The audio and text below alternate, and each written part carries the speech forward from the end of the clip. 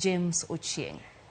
James Ochieng omwa en jagoro mar riwruoge weg matatu ayante kaunti ma Kisumu wadwani watwagie kode mondo ginyiswa kaka chenro dhi mbele ahinya to nyaka ne med bech mauta osebedo nade. James Ochieng oyimore mose jokanyana mnyagichiel kendo kapok wachako chenro ne mar twak marwa.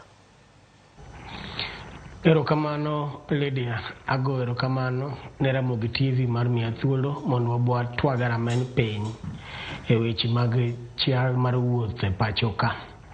To kapok adonje chuny twak to yiena mondo ago erokamano ne Royal Media Services kuom paro Kisumu ka onyokelonwa nyasi mar Ramogi at 20 birthday manyolich ahinya manyo oganda wanyochame rumba nyochame ajawa.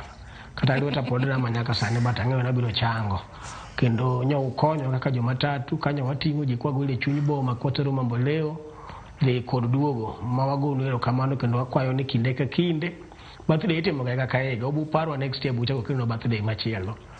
Okaw kamano tada wach ni e twak ma wan go kawuono ni en twak mogwedhi kod jakom marwa mar Kisumu County Migosi Charles Omondi Obuya awabedo e bura kawuono gi committee mochung' ne weg matatu Kisumu County kendo weche madhi wacho e Ramogi TV ka gin weche ma committee marwa mar MOA opodho kendo ng'eyo duto. Erokamano. Erokamano James, ayie ni nomielore adieri kendo abro ng'iyana na ka bende nyachak duognu ngolo kende birthday manyien. Erokamano kuom loso thuolo njoka joma be gi Migori bende wago wach mar ternegi e ngolo. Aya, wamany piny James. Joma nyien nomed bech mauta e pacho kato kapok wadonje ahinya mago mag mauta nyiswa ni tang'o mathoro kelo medruok mar bech wuoth ponono nitiere weche manyalo kelo medruok mar bech kopogore gi wach mar mauta. James, kapok wadonje wach mar mauta mondo mi watim ohala mar matatu nitie gik mang'eny ma ichajowa kaluwore kod dwaro mar mondo waket arita maber e barabara. Migawo mochung' ne tayo wuoth pacho ka iluongo ni National Transport and Safety Authority gine ma giketo kange gi gik monego watim mondo mi yiene matatu donje ndara.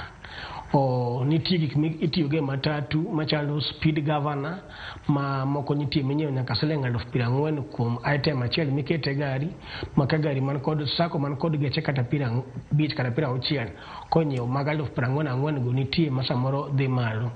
Wan kod gik machalo tolls ma county ka county chajowa to iyudo ka counties moko chajowa kata kuonde 5 e county achiel. Iyudo ka sub county oketnwa nengo mag toll stations midwaro ni mondo mi wachule kwati kod ndara kata parking mag sub counties go.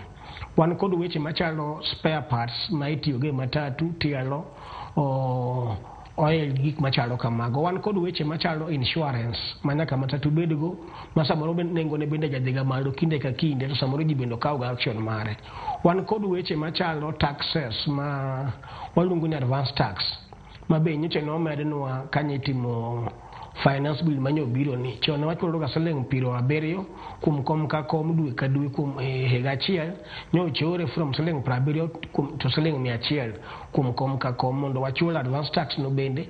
Magi gin gik moko duto ma kawaringo to yudo miyo wa thuolo mar determining ni kidwa tiyo gi matatu tibro loso pesa machalo nade mondo eka wang'e ni wanyalo chajo jowuoth yo machalo nade.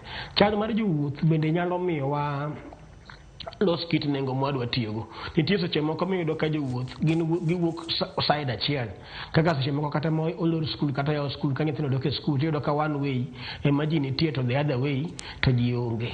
Ndalo mag Christmas iyudo ka joma wuok e town kadok dala ng'eny to joma wuok dala kaduogo town to onge kabisa. Koro samoro mago interfere ga gi prices mondo mi iyud kaka inyalo recover fuel midwa go rural kiduogo go urban areas. Magi gin gik moko duto ma kawariwo to kelonwa kaka wanyalo chajo jowuoth e barabara. Erokamano James, ka koro adonje wechego mag mauta ahinya chakre ne med nengo mar mauta